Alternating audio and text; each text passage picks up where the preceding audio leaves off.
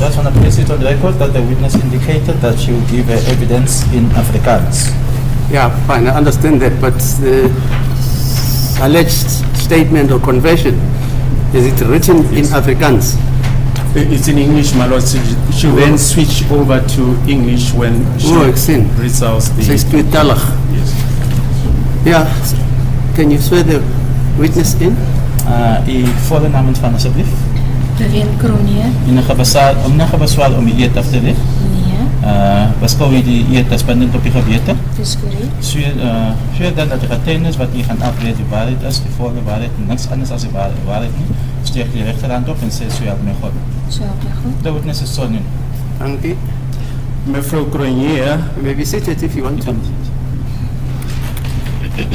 u het reeds getuienis afgeleid ten opsigte van bevestig hier in die bijna verhoor. Is dat correct?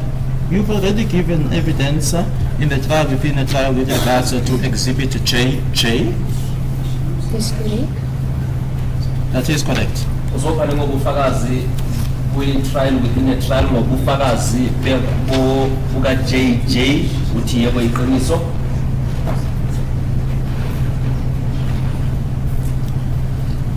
Ik wil net u aandacht vestig op bladzij 2 van bevestig hier. I'd like to draw your attention to page 2 of Exhibit JJ. Ngingathanda ukubuyisa ubufakazi buka JJ page 2. U sal u herinner dat zeker gedeeltes van bevestig hier uitgewis was. Kan je dat nou? You'd remember that certain portions of Exhibit JJ were redacted. Witness answers, yes, that's correct. Uzokhumbula ukuthi kunezinye izinto zalobufakazi buka JJ ezingazange zasetshenziswa ufakazi uthi yebo. Jullie ons is op bladzij 2, we're on page 2 of Exhibit JJ.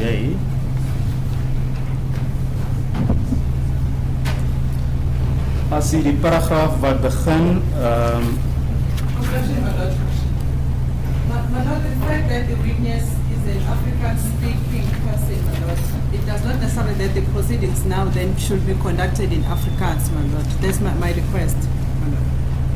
That the proceedings continue to be held in English. She prefers Afrikaans, this lady. The witness when she's testifying, my lord, but not the state counsel. No, I don't understand your objection. Mr. Baloyi says the witness approached him and said she would like to be led in Afrikaans. Is that correct, Mr. Baloyi? dis inderdaad so hier. And Mr. Baloyi's got the services of an interpreter, very senior interpreter, Mr. Jonas. Reads the evidence of this witness in Afrikaans.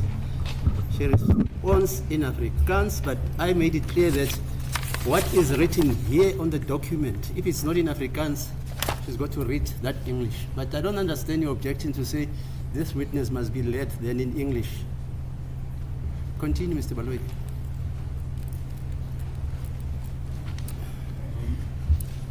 Dan as ek u dalk mag vra om te begin by bladzij 1, die laaste paragraaf. If I were to request you to start on page 1, the last paragraph. Uzocela ke uqale kwi-page yokuqala kwi-paragraph yokugcina. Wat as volg lê, I inform the deponent that Which reads as follows. A tot C. Paragraph A up to C. Ifunda ithi ke kusuka ku-paragraph yokuqala u-A ukuyofika ku-C. I informed the deponent that I am a magistrate and that I am not in any way involved in the investigation against him. Ngiye ngamazisa ukuthi ngingumantshi mina angiyena omunye wabantu abaphenyayo noma abayingxenye kwaleli cala. That I do not work with the police Nokuthi angisebenzi namaphoyisa or any other person in this case, noma omunye umuntu kuleli cala. and that he can speak freely and without fear in my presence. Futhi ungakhululeka njengoba unami. B. He's also informed that, if necessary, He will be afforded protection against any irregularities, futhi utsheliwe ukuthi uma ingabe kuyadingeka ungavikelwa uma ingabe kunezinto ezingahambi ngendlela, and that I will as soon as possible have any irregularities investigated by a senior police official. nami ke ngizothatha ngizoyenza isiqiniseko sokuthi uma ingabe kunezinto ezingahambi ngendlela ziphenywe amaphoyisa. C, that this is not a trial Futhi lokhu akulona icala la kuxoxwa khona, and that I am not hearing any charge against him. nami ke angilaleli ubufakazi noma amacala abekwe kuwena. Do you understand this explanation and do you accept it as correct? His answer is yes. Uyazwisisa na lencazelo engisanda kukunika yona, futhi wena uyavuma na ukuthi kungaqhutshekwa uthi impendulo yakhona ithe yebo. Do you wish to comment or have anything to say in this regard? Ikhona into ongathanda ukuyisho? His answer is, I believe I need to be protected from a group of people who I was with when this whole thing was committed. Impendulo ithe ngithemba ukuthi ngizodinga ukuvikelwa kwiqembu labantu labe ngikade nginabo. Remember that when the first statement was read, the court had already made it very clear in a succinct ruling that nothing that has been faced off from the erroneous form is going to be read into the record. But I am surprised now that this witness is now being led to read what the court has ruled, that it should not be read into the record. Mr. Baloi. My Lord, the court will recall that there was a subsequent debate, especially with Advocate Nshololo, and we all agreed that the portions that were excised would then be read into the report. That was the agreement. As the court has now ruled on the admissibility of the statement, the sole purpose of blotting out those portions was that the court should first rule on the admissibility of the statement. But now that the court has ruled on the admissibility of the statements, those portions can now be put in record. Is that what was subsequently agreed? Yes. That is I'm 2 days ago. Yes, I'm surprised it's now in Yeah, application. continue, sir. This is I seem how- to recall it that way, Mr. Mnisi. Yes. And your colleagues and Mr. Baloi, you re-agreed that even the redacted parts must be read. And I told you, you did something very unlawful, telling a judge, "Aye, this document will be redacted." That's why now you're having problems. And I actually quoted a case, 1952, Shaku, which says, you can't do that. I've got to be present when everything concerning this case is read. But you agreed and said, we don't want you to hear what is being redacted. You can continue, Mr. Balwin. I mean, As this is the court, my Lord, just my 2 cents worth on this aspect. My understanding, even on Friday, we didn't go this route because the court had already ruled twice to say the relevant form, the part that is redacted, will never be read. And I even said, I'm indebted to the court after okay. that. This was a, remember, it's what I call the ruling. Yes. I'm revoking that ruling, and I'll give reasons why. So she must read everything. As the court Okay. cases, well. I'm revoking that ruling, and I'll give the reasons why. Because, like I told you, you stopped the judge from listening to the evidence, you guys, all of you. Now I mustn't even hear what this witness, actually, if you think about it objectively, this is the witness who was, as she says, in the presence of accused number 1. Accused number 2. Two. And now you are arguing, correctly maybe in your view, that no, What she discussed, some of the things she discussed with accused number 2, she mustn't tell the court again about them. Okay. So I'm revoking that ruling if I ever made it.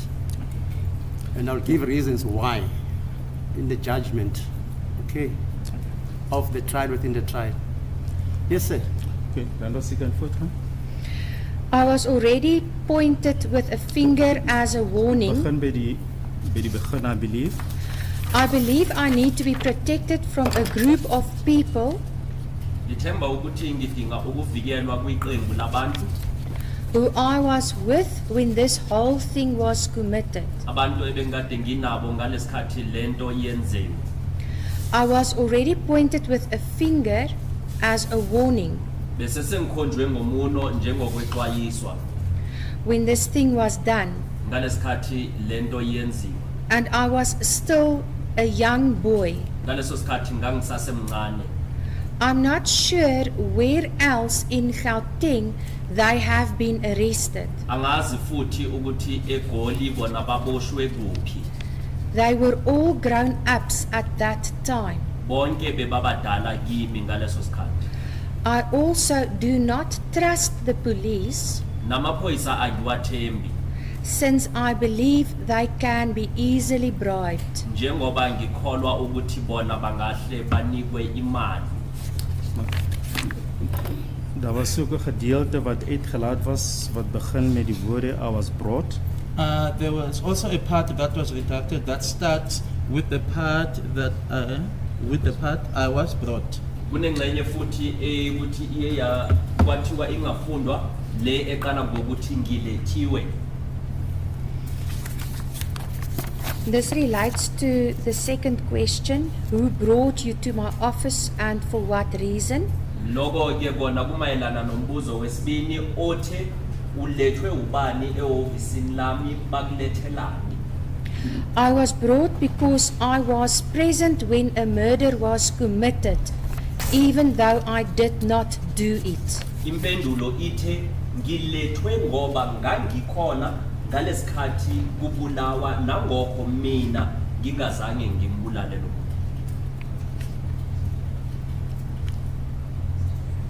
Yes. You can read the rest of the. The police told me to come to court to make a statement, and I also wanted to make a statement, and I am happy to make one. Amaphoyisa angitshele ukuthi ngize enkantolo ngizoyenza istatement futhi nami ngangikade ngifisa ukwenza istatement ngijabulile ukwenza istatement. Dan ons as ek kan bladsy oorslaan na bladsy 4, If you can turn the page to page 4, paragraaf 9. paragraph 9. Asiyeke ku page 4 ku paragraph 9.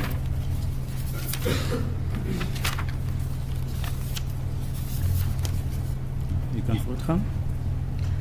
I now ask the deponent to tell me in his own words how he came to be brought to my office to make this statement. Manje ke yena usekabuza umuntu lo olethiwe ukuthi kuze kanjani ukuthi alethwe azoyenza istatement ehhovisini lakhe. His answer is, Impendulo yakhe ithe the police called me and asked me if I know of Senzo Meyiwa's death. amaphoyisa aye wangishayela ucingo wangibuza ukuthi ngiyazini ngokushona kuka Senzo Meyiwa. At the police station, it was somehow determined that I was present during his death, and I agreed. The police station kulayi ukuthi kuye kwashiwo ukuthi ngangikade ngikhona ngalesikhathi ezebebulawa ngavuma nami. I was asked questions by police which I would agree to or didn't. Ngiye ngabuzwa imibuzo amaphoyisa imibuzo le eminye bengivuma eminye bengingavuma.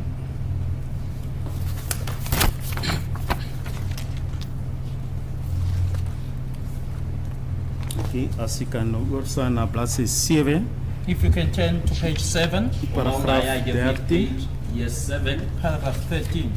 We paragraph here 13. Sorry. Has she written everything? Has she read everything there? Well, my lord, in her initial evidence in the trial within a trial, she read out the portions that we have left out. But perhaps for the sake of context, if she needs to read everything. Was that not the redacted, which she has now left out?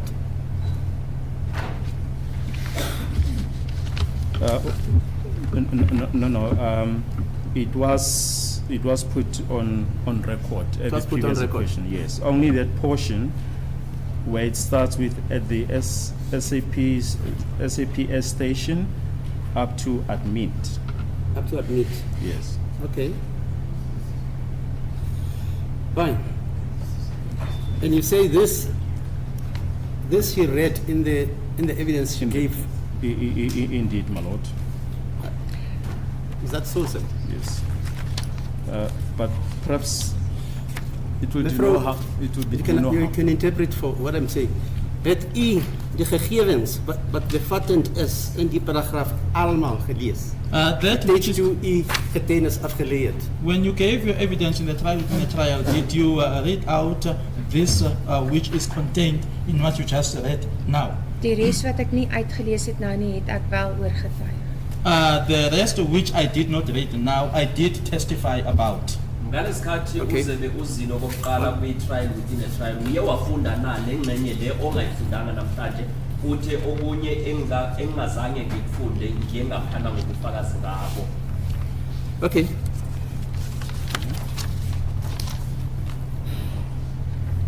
Okay, ancestral blood says 7 paragraph 13. We're on page 7, paragraph 13. Siku page 7 kwi-paragraph 13.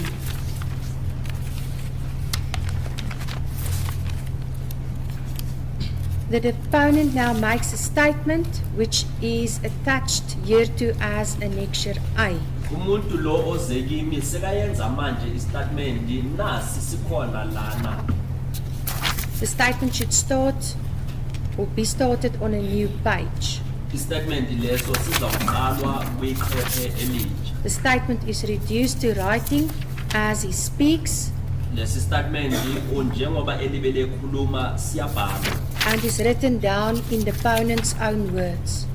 Naye ke njengoba ekhuluma sizobhala into azabe ayikhuluma. This statement consists of 6 pages marked 1 to 6. Lesi statement lesi sinama page awu6 abhaliwe ukusuka ku1 ukuyofika ku6. Each of these pages must also be signed by the magistrate, deponent and interpreter. Wonke lama page kwamele asayinwe umanji naye lo muntu ositshela lolu daba bese netoliki iyasayina. No questions are asked except such questions as are necessary to clarify aspects Ayikho imibuzo ezobuzwa ngaphandle kokuthi kube nalaye ukuthi kudinga ukuthi kuchaziswe kahle. of the statement which are unclear. Izindaba eyikuthi azicacanga. Such questions, if any, and the answers thereto are clearly indicated as such. Leyo mibuzo uma kunjalo uma ingabe iba khona neimpendulo zakhona kuzochazwa ukuthi bekuyimibuzo yokucacisa. Statement is made in the Zulu language and interpreted into English by the interpreter. Istatement leso siyenzwa ngesizulu siyatolikwa utoliki esitolikela kwesingisi. Lando sase confirm na anaso A tot te gaan. If I can ask you to go to Annexure self. With a Clarence self. The statement itself. Uma ungaya ke kusona ke istatement uqobo lwaso.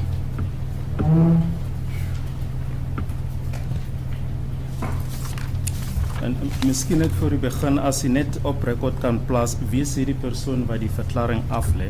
Just before you proceed, if you were to place on the record as to who this person is who made the statement. Ibambe lapho ngaphambi kokuthi uqhubeke ukufunda ubani lo muntu oyenze lesi statement ewuthi usibhalile. Volgens die inligting wat ek genoteer het op bladsy 1, According to the information which I noted down on page 1, 'n ene meneer Bongani Sandisu Ntanzi. it's a Mr. Bongani Sandiso Ntanzi. Into engiyibhalile kwi-page yokuqala umuntu obekade ekhuluma nami umnumzana uBongane Sandiso Ntanzi. Kan u ook net daar volgende sin assisted by? If you just the next sentence assisted by. Assisted by Mr. Dominic Ntokozo Mjiaku on request on insistence of Mr. Ntanzi. Manje ungasichazisela ukuthi la kuthiwa ubekade esizwa ubani kuthiwani kubhalwe ukuthi wayekade esizwa umnumzana uDominic Mjiako. Umnumzana uNtanzi uyena oye wathi ufuna umnumzana Mjiako amsize. U kan voortgaan. Proceed. Verklaring op record plaas. To place the statement on record. Yaqhubeka uyafunda. I used to work in Carltonville in 2014. May I ask my lord, should it No, be let read? the witness read That's everything okay. and then you'll Thank you. interpret after. Otherwise, it messes up the record. I received a call from Sifiso Ntuli. As jy net kan begin, dan ekskuus, jy was onderbreek. Begin by die begin. If you may start at the beginning. I used to work in Carltonville in 2014. I received a call from Sifiso Ntuli. He got my number from Muzi. They asked me to come to Basotho Hostel for Sloris. I came to the Basotho Hostel and Sifiso called me to the bedroom. In the bedroom it was myself, Sifiso and Muzi. Whilst in the bedroom, Sifiso told me there was a job that evening. Sifiso and Muzi left the hostel. I remained behind and was drinking and chilling with my friends. Muzi called me to the Vivo vehicle later that evening. He was with Sifiso in the vehicle. When this thing initially happened, we were in Muzi's room and we proceeded to Sifiso's and Ntokosi's room number 1B. While we were in Sifiso's room, Karos and Ntokosiseni Mapisa arrived. Karos and Ntokosiseni Mapisa then called Kelly Khumalo. They told her that they were all right. We all then left in the Polo Vivo. It was myself, Karos, Ntokosiseni Mapisa, Sifiso and Muzi. At the stop sign, another Polo Vivo came and Karos, Ntokosiseni Mapisa, Sifiso and Muzi alighted the vehicle. I remained behind. They spoke amongst themselves and they spoke with Simpiwe, who came in the other Polo Vivo vehicle. Simpiwe gave Ntokosiseni 2 firearms. We then left. We went to the township for Sloris. At Sloris, we stopped the vehicle. A call came in. I think it was Kelly, and Karos kept on referring to this person as sisters. Karos got out of the vehicle to take this call, whereafter he called Mapisa, Sifiso and Muzi out of the vehicle. They had a meeting outside the vehicle. They came back to the vehicle. Ntokosiseni took out a firearm and gave it to Karos. Muzi had his own firearm. Sifiso had his own firearm. I was the only one without my own firearm. I had a small one in my pocket, but didn't use it. It was given to me in the vehicle. Karos said to us, we all had to be positioned since we all are going to hit Senzo Meyiwa. We then all got out of the vehicle. Sifiso was the driver, Muzi was the lookout. Mapiso went to stand by the window, also a lookout for someone who might come out of the window. Carlos and I was supposed to get in the house. When we got to the house, he pulled out a firearm. He ordered everyone to lie down and he demanded phones and money. Carlos then gave me a phone. I had a plastic bag with me. There was a plastic container on the table with money. Carlos gave me the container, which I put in the plastic bag. Everyone was lying down. I believe Carlos was told where whatever he was looking for was. Carlos was about to open something when Senzo Meyiwa stood up. There was then a scuffle between them and Carlos, between him and Carlos, my apologies. During this intense scuffle, Senzo took a chair and hit Carlos with it. It appeared as if he wanted to prevent Carlos from taking whatever he wanted to take from wherever he was opening. Khumalo was the one who directed Carlos where the thing was, which he wanted to take. During the scuffle, Carlos fired 2 shots. I did not see where Senzo was hit, because when the shots were fired, I went outside. I was still in the house when it was fired, and I left the house as Senzo was falling. I ran out. As I ran out, Ntokoziseni Mapisa came in.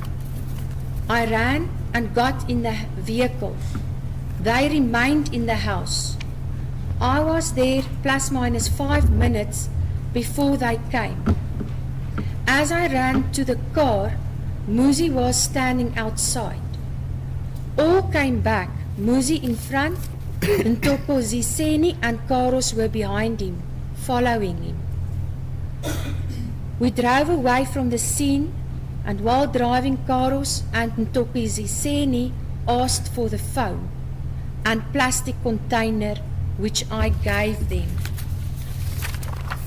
Carlos then said, "Here is my watch." We drove to the hostel and went straight to room 1B. Carlos then pointed to Sifiso and said he must warn me. If any word comes out that they were involved, then he would kill me. Carlos and Sifiso then ordered me to go to the kitchen. The 4 of them, Carlos, Mapisa, Sifiso, and Muzi, remained in the bedroom, and they closed the door.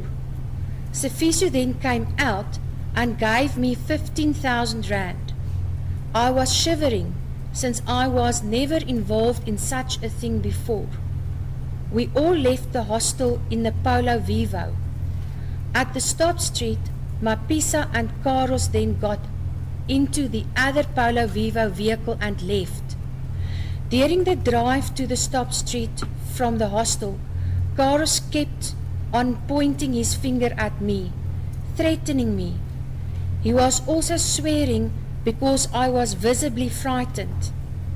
I forgot to mention, before they parted ways, the 4 of them first had a meeting outside the vehicle. I also forgot to mention that Ntokoziseni asked Carlos at the hostel, "Are you sure you really hit him?" At the stop sign, he pointed me with his finger, saying, "I am telling you, you will," and your worship, Your Honor, there's a profanity word. Read it, because at the SCA and the constitutional courts, they won't be having this document. "You will shit." Yes. And he said, "A deal is a deal." He also said, if he hears anything, he will kill me. He doesn't know my parental home, but Muzi knows, and he will show him. Muzi walked to his place thereafter. Sifiso then said I must not sleep at my place. He took me to a place in Johannesburg, a flat, after picking up his brother in Davidton. Sifiso and his brother then bought liquor and we drank. I went to sleep. Sifiso came to pick me up in the morning. They dropped me off in Davidton. After 2 days, Sifiso gave me further cash. I got a total of about 45,000 rand. This includes the initial 15,000 rand. I then got in a taxi back to Carltonville. I had to change my cell phone number since they kept on calling me, threatening me. One other year, Kwabini Sifiso called me and asked me if I was going to come to his hometown. I went to his house and called him, but he then told me he is at Muzi's house. I then went to Muzi's house. On my arrival, I discovered there was a meeting which was about to end. I do not know what it was about. In this meeting, the fathers of the guys who held the meeting were present. I was there plus minus 3 minutes. When we were asked if we are not family, we should excuse ourselves from the meeting. Kwabini remained and I went outside. Kwabini later said the meeting was about an altercation between the sisters of Muzi, who threatened to tell the police they had Senzo killed. That's all.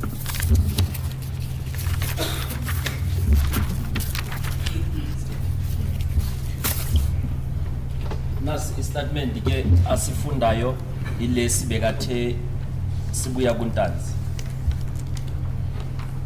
Ngangade ngisebenza eCarltonville ngo-2014 ngathola ucingo olubuya kuSifiso Ntuli uthole inamba yami kuMuzi yena wangicela ukuthi ngize ehostel yasebasuthwini. Ngafika ebasuthwini hostel uSifiso wangithatha wangisa ekamereni kula mina noSifiso noMuzi sasikade sikhona ngaleso sikhathi ekamereni.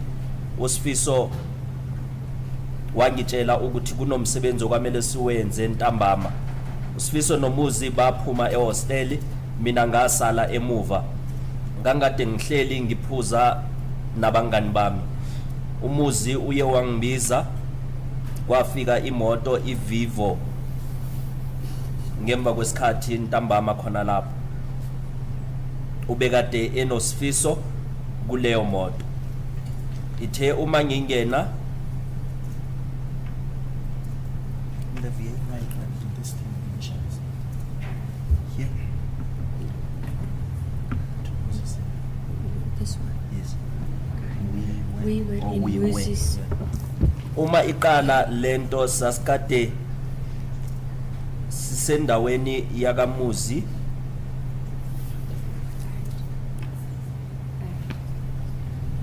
We proceed. Bese saqhubeka kumthokoziseni egumbini likamthokoziseni noSifiso eroom 1B. Ithe uma silapho uCarlos nomthokoziseni Maphisa bafika. uCarlos nomthokoziseni uCarlos nomthokoziseni Maphisa bafika. Bese ke umthokoziseni washayela uKheli Khumalo ucingo. Uye wamtshela ukuthi sasikade sizilungiselele sizohamba ngemoto iPolo Vivo. Mina ke ngiyengahamba naye uCarlos nomthokoziseni Maphisa noSifiso noMuzi. Stop sign kuye kwavela enye imoto iPolo Vivo la ukuthi uCarlos nomthokoziseni noSifiso noMuzi baye bahlika kuleyo moto. Mina ngasala emuva ngakhuluma babekade bekhuluma bekhuluma no Simphiwe oyikuthi uye weza ngenye imoto iPolo Vivo. uSimphiwe nomthokoziseni bebakade bephethe ibhamu ezimbini.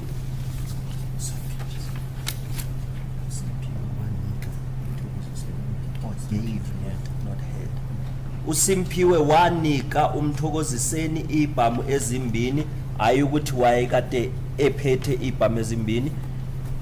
Bese ke bahamba, sahamba ke saya elokishini eFosloras.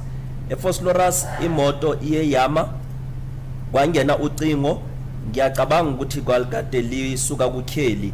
uCaros yena uye wayeqhubeka embiza ethi Sisi. uCaros uye waphuma emotweni ngalesikhathi ekulelo cingo. uMaphisa noSifiso noMuzi nabo baye baphuma emotweni, baye baba nomhlangano ngaphandle kwemoto.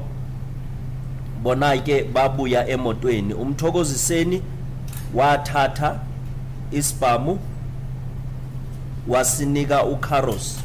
uMuzi naye wayekade ephethe isibhamu sakhe, uSifiso naye wayekade iphethe isibhamu sakhe. Mina ngangikade ngingenaso isibhamu sami.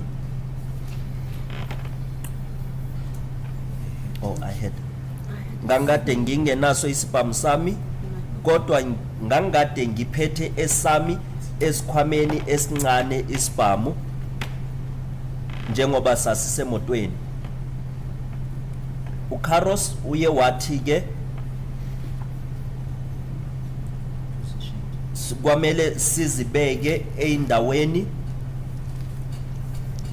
njengoba sasiya siyoshaya uSenzo Meyiwa.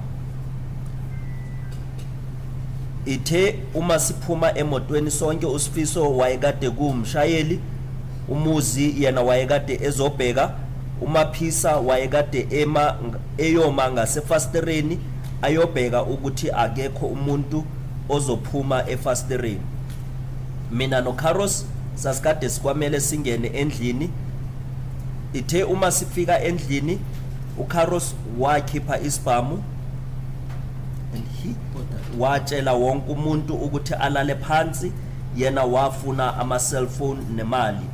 uCaros yena mayeqeda wanginika ifone mina ngangikade nginesaka isikhwama eseplastic ebengikade ngisiphethe.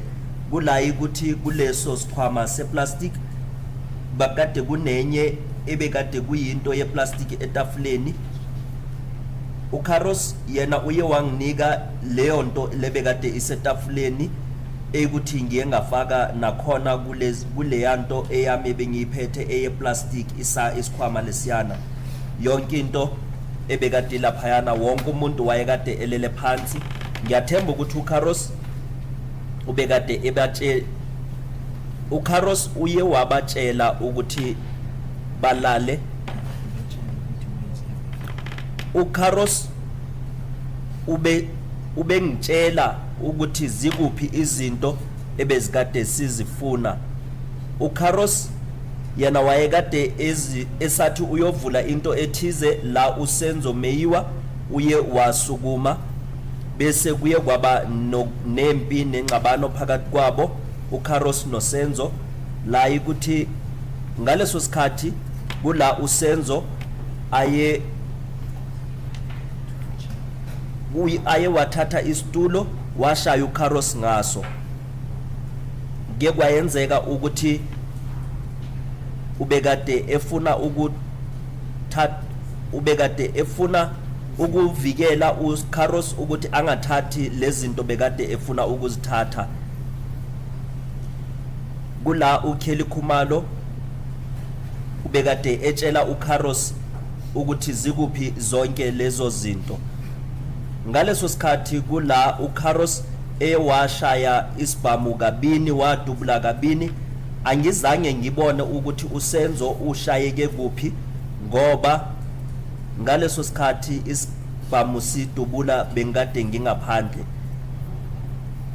ngangikade ngisendlini ngalesikhathi isibhamu sidubula, ngiye ngaphuma endlini ngalesikhathi uSenzo ewa, ngiye ngabaleka umthokoziseni Maphisa uye wangena phakathi, mina ngabalekela emotweni, baye basala endlini.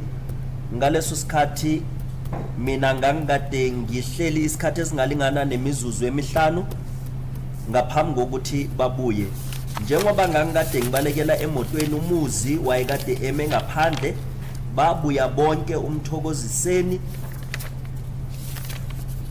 umuzi egijima phambili, uKaros esemuva bemlandela. Siye sahamba ngemoto kuleyo ndawo. Ngalesikhathi size besihamba ngemoto, uKaros nomthokoziseni baye bacela amafoni la bekade ekwiplastiki engade mina ngiye ngabanika. uKaros uye wathi nali iwash lami. Siye saqhubeka saya ehosteli, saya saqonda eroom 1B. uKaros yena wakhomba uSifiso engexwaya, wangikhomba ngomunwe engexwaya ukuthi uma ingabe le ndaba ingaphuma uzongibulala. uKaros noSifiso bona baye bangitshela, baye baya ekitchen la ikuthi batshela umsolwa ukuthi aye ekitchen. uKaros, uMaphisa, uSifiso noMuzi bona basala ekamereni, bese ke bavala nomnyango. uSifiso uye weza wanginika imali elingana no 15,000 eyikuthi ngangikade ngisatatazela ngaleso sikhathi, njengoba ngangikade ngiqala ukuba ingcenye yento efana naleyo. Siye sahamba sonke ehosteli, sihamba ngemoto iPolo Vivo, stop sign ulayi ukuthi uMaphisa noKaros bona baye baphuma emotweni bangena kwenye iPolo Vivo, mina ngasala. Imoto yashayela, saqhubeka kwesinye istop sign esuka ehosteli, kula uKaros wangikhomba ngomunwe engithusela, futhi uye wangithuka njengoba ngangikade ngibonakala ukuthi ngangithukile. Ngikhohlwe futhi nokusho ukuthi ngaphambi kokuthi sihlukane siye bebane baye bama ngaphandle kwemoto. Ngikhohlwe futhi nokusho ukuthi umthokoziseni uye wacela uKaros ehosteli, uye wabuza uKaros ehosteli ukuthi unesiqiniseko naso ukuthi umshayile, ebuza ngokudutshulwa laphayana. Kwesinye istop sign uye wangikhomba ngomunwe wathi kimi uma ingabe ngizokhuluma ngizonya, wathi ideal njengoba siyenzile. Uye waqhubeka futhi wathi uma engezwa umuntu ethi, uma engezwa noma yini uzongibulala, njengoba angazi la ngihlala khona ekhaya, kodwa umuzi yena uyazi, uzombonisa. Umuzi uye wahamba waya endaweni yakhe.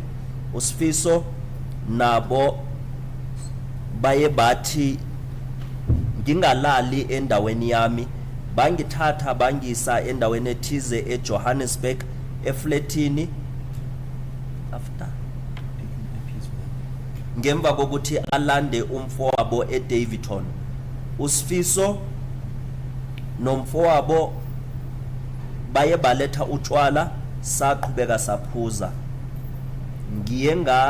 I went to sleep. Ngiye ngalala. Usifiso uye weza ezongithatha ekuseni.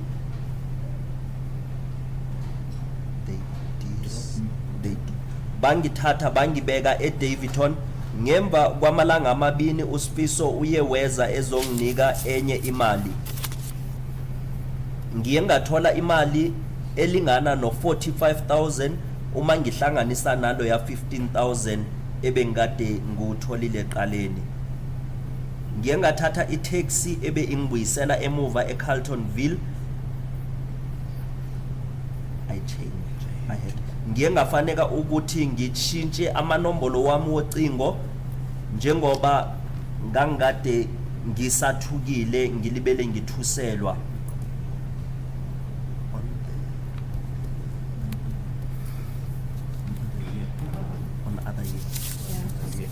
Omunye unyaka uGwabeni Sifiso uye wangibiza wangishayela ucingo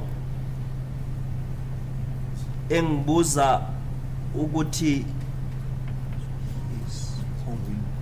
ngangizoya ekhaya na. Mina ngiye ngaya ekhaya la ehlala khona kodwa wangitshela ukuthi usekhaya kubomuzi. Ngiye ngaqhubeka ngaya kabomuzi. Uma ngifika ngathola ke ukuthi kwakade kunomhlangano obukade ukhona obekade uzophela umhlangano. Mina angizange ngazi ukuthi lo mhlangano kakade go1. Umhlangano loyo abobaba balensizwa engangikade nginazo bebakhona. Ngemva kwezinyanga ezintathu 3 minutes or not months. Bengilaphayana imizuzwana engalingana nemithathu noma engaphansi la ngiye ngabuzwa ukuthi ngangade ngingumndeni na. Uma ngingasi umndeni ngiphume kulo mhlangano. uGwabeni uye wasala emuva, mina ngiye ngaphumela ngaphandle. uGwabeni ngemva kwesikhathi uye waphuma kumhlangano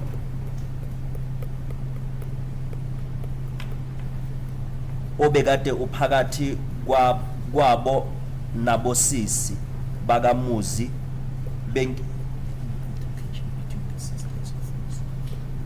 uGwabeni uye waphuma njengoba kwakade kunengxabano phakathi kwabo nobosisi bakamuzi ebekade bethusela ukutshela amaphoyisa ngakho konke lokubulawa kuka Senzo Meyiwa. Ngiyabonga. Nizwile madam. As the court pleases, my lord, the accused nods their head to show they understand. Okay.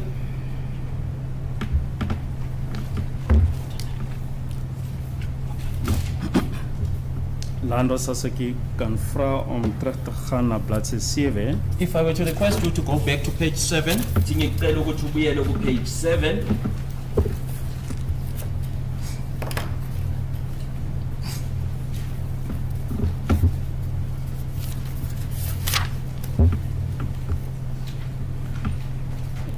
By die paragraaf wat begin met die woorde the statement is now read back to the deponent. The statement that's, or the paragraph that starts that there. Okay, the statement now read back. The statement is now read back to the deponent and translated by the interpreter. Statement lesi ke sesiyafundwa sifundelwa umuntu lobe kade esitshela bese sizotoliwa. Nou, Landers kan nie in eie woorde vertel het daar enigiets gebeur toe die verklaring aan hom teruggelees was? If you were to tell in your own words whether there's anything that happened when the statement was read back to him. Dis korrek, ons het basies dieselfde prosedure gevolg as wat ons nou gevolg het. That's correct. We followed exactly the same procedure, the process that we just did now. Manje ke akusichazisele ke ukuthi khona into eyayenzwa na ngaphambi kokuthi lesi statement sifundelwe umsolwa kuthiwa ke yebo siye salandelela yona lesiqeda kuyenza namanje ukuthi sifundwe bese siyaxolile. Ek het die verklaring ten volle aan hom teruggelees in Engels. I read the statement in full to him in English. Mina ngiye ngafunda istatement sonke ngesingesi. Dit is aan hom getolk in sy gekose taal, naamlik Zulu.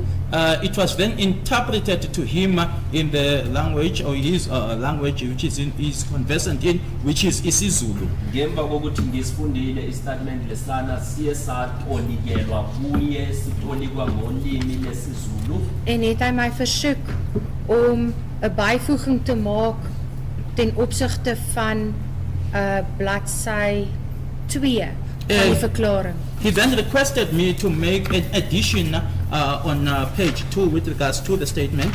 Uye wangicela ke ukuthi ngigcwalisele kwezinye izinto abekade zikhuluma ku page 2 kwestatement Wat dan ook gedoen is. Which was done. Into ekuthi ngiye ngayenza njengoba wayekade ngicelile. Nou, watter gedeeltes bygevoeg? Which portion was added. Die spesifieke deel het aanvanklik gelees, I was the only one without my own firearm. This specific portion is the one which says, okay, as the witness just read out in English. La ebekade kugcwaliswa khona kula bekade ithi ngangade mina ngiyimi ngedwa ongenaso isibhamu sami. Hy het versoek dat ek moet byvoeg die volgende en ek hul aan.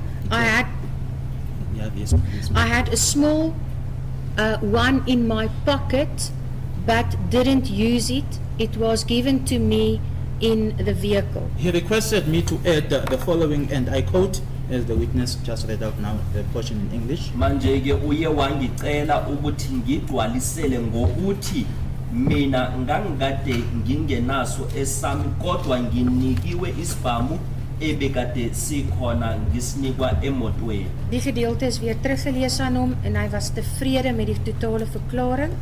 This portion was then read back to him and he was satisfied with the statement. Lento ebekade ethe ngimgcwaliselele yona nayo iye yafundwa umsolwa naye wayekade ejabulele leyo nto ebekade ibhaliwe ebekade ngimfundela yona. Ek het daarop gevolg en die volgende vraag gevra. I then asked the following questions. Ngambuza ke imibuzo elandelelayo. The deponent is now asked whether he confirms the content of the statement as correct. Umsolwa uyabuzwa ke ukuthi uyavuma ukuthi yonke into ebhaliwe laphayana kwakade kuyiqiniso. Answer, yes. Uphendule yena wathi yebo. The statement was then signed by the deponent. It was first initial pages 1 to 6 by him in my presence. Istatement lesi ke siye sasayinwa siqale ngokuthi umsolwa phambi kwakhe uMantshi abhale ama initials wakhe. Dit was ook gedoen in die teenwoordigheid van die tolk. It was also done in the presence of the interpreter. Futhi lokho kwenziwe naphambi kotoliki. Waarna sy volledige handtekening op bladsy 8 aangebring is. Whereupon his full signature was brought on page 8. Utoliki ke naye uye wasayina ku page 8. Die tolk het daarna elke bladsy die tolk het daarna elke bladsy ook geparafeer. The interpreter thereafter then paragraphed or initialed each and every page. Utoliki naye wabhala ama initials wakhe kuwo wonke lama page. En ook haar volle handtekening aangebring op bladsy 11.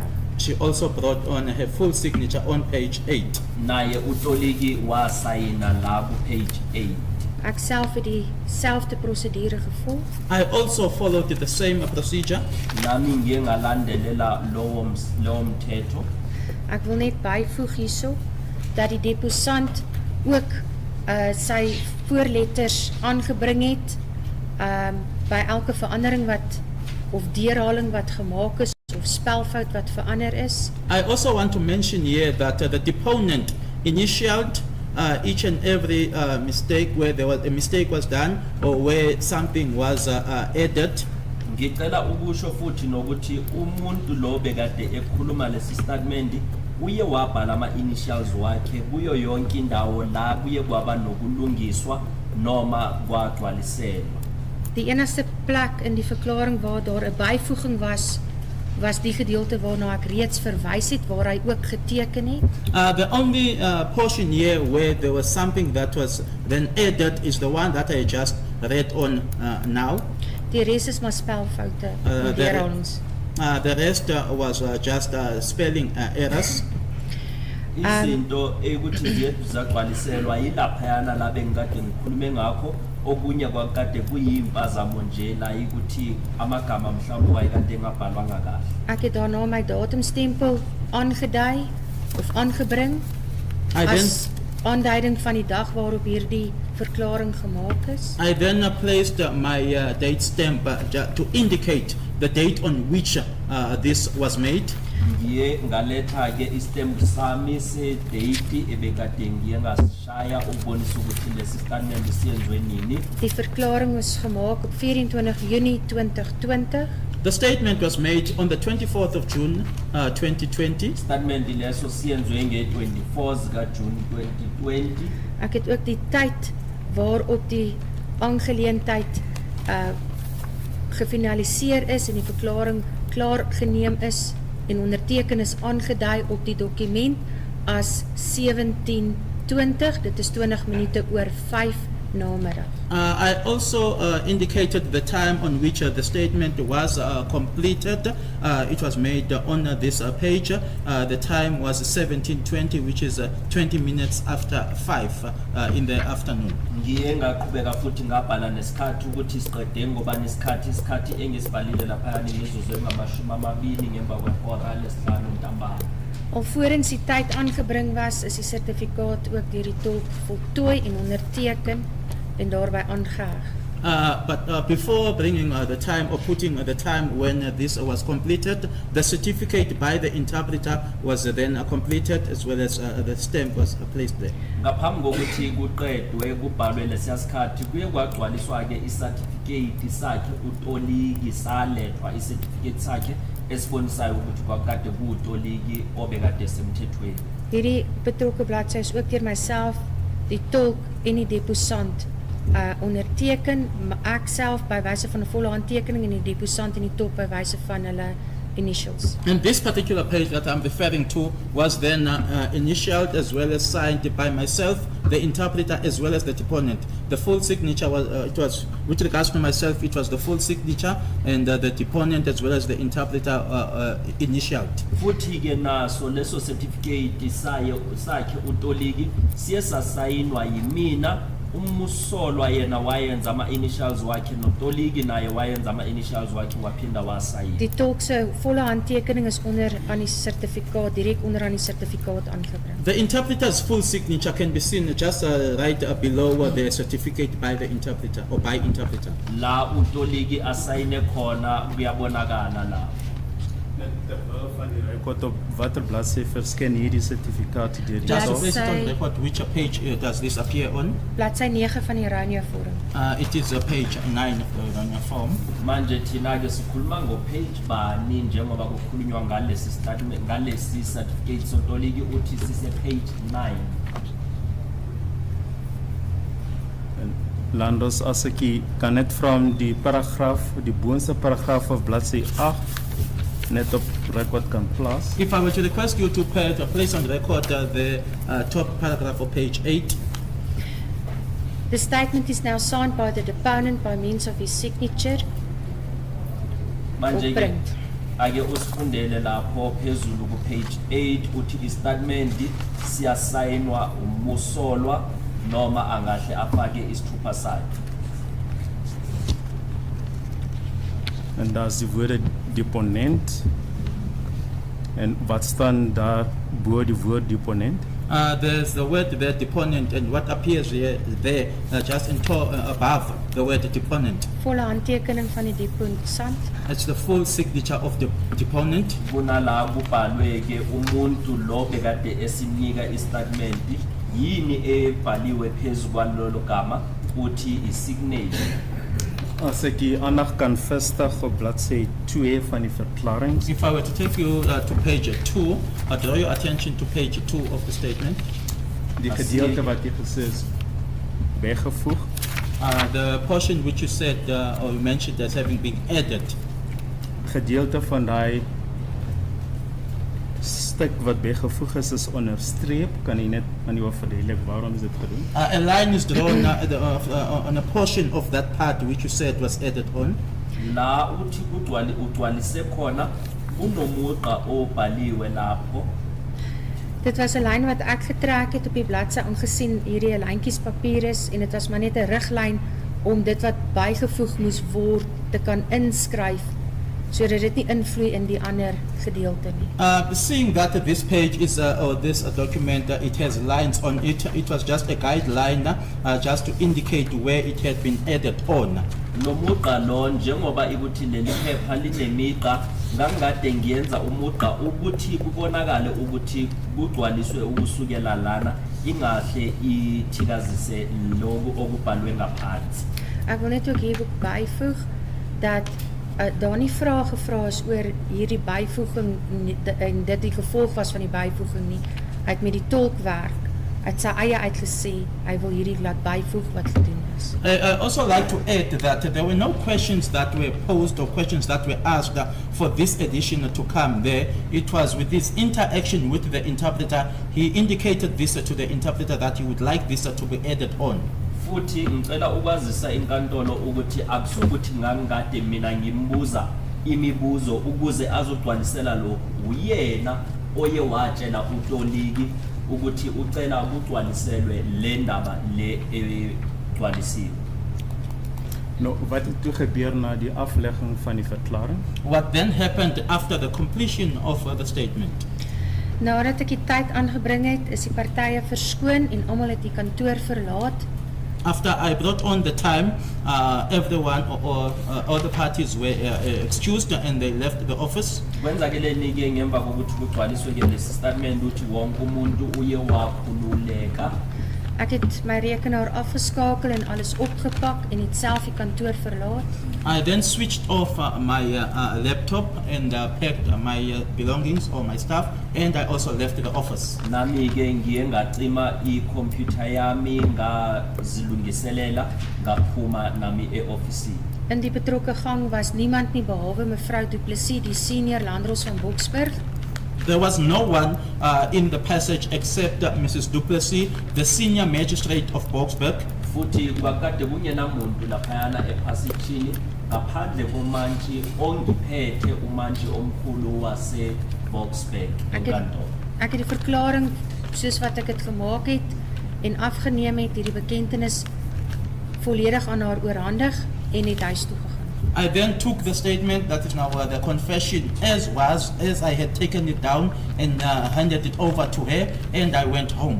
Manje ke ngiye ngathatha lokho kugonyuluka njengoba ngangikade ngikubhalile ngaleyo ndlela ngakunika ke umphathi wami ngahamba ngayendlini. Bevestig jy die korrektheid van die annonsel? Do you confirm the correctness of the annexure? Dis korrek. That is correct. Uyavuma ukuthi yonke into ebhalwe lana kuyiqiniso uthi yebo.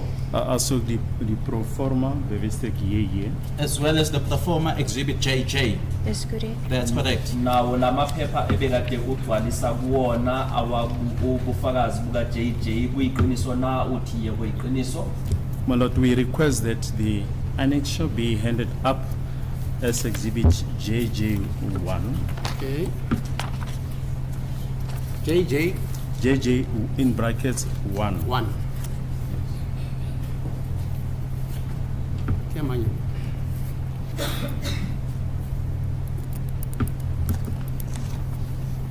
Thank you.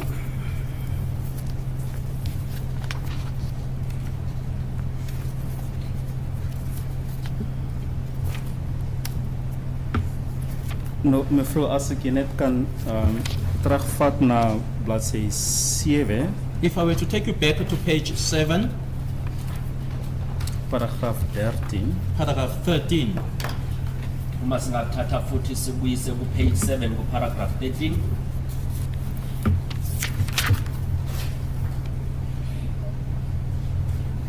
waar u te kennen geeft dat die verklaring is neergeschreven en die woorden en die deposant zijn eigen woorden.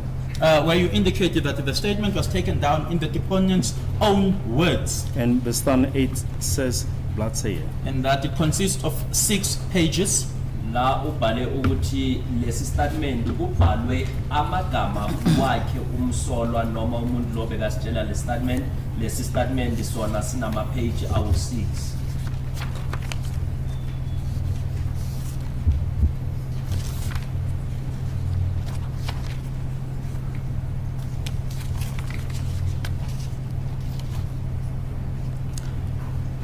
Nou,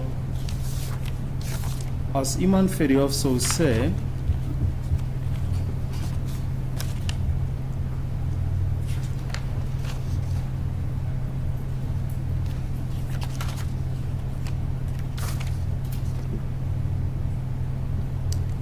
dat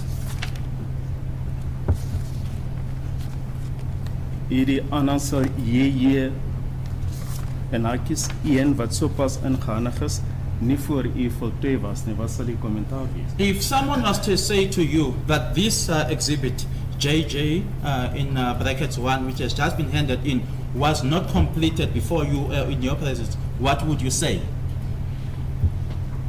Eerstens, dit is nie korrek nie. Firstly, that's not correct. Uma ingabe umuntu angathi lobu bufakazi lobu abugcwaliselwa ngaphambi kwakho wena uzothini uthi into yokuqala ngizothi akusilona iqiniso lelo. Die partye was voor my gewees The parties were before me, Labo bantu bebakade bephambi kwami en dit is afgeneem in my eie handskrif. and it was taken down in my own handwriting, In hulle kubhalwe teenwoordigheid. ngesandla sami in their presence. bekhona nabo.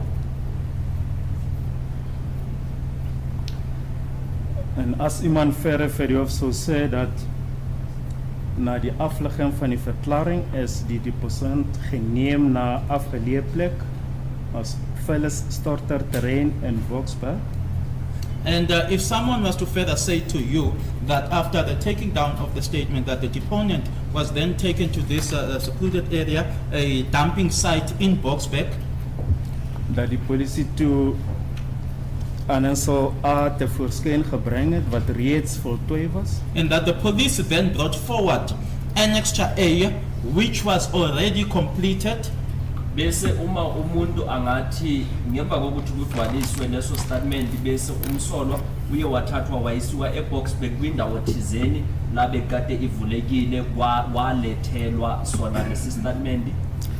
en dat die deposant te lyf gegaan is aangerand en gemartel, wat sal die kommentaar wees? and that the deponent was then assaulted. He was assaulted and Gemartel, tortured. Yeah, he was assaulted and tortured. But it's sorry. I don't know what the relevance of this is. We've already dealt with admissibility. We've already dealt with the Ronnie of form.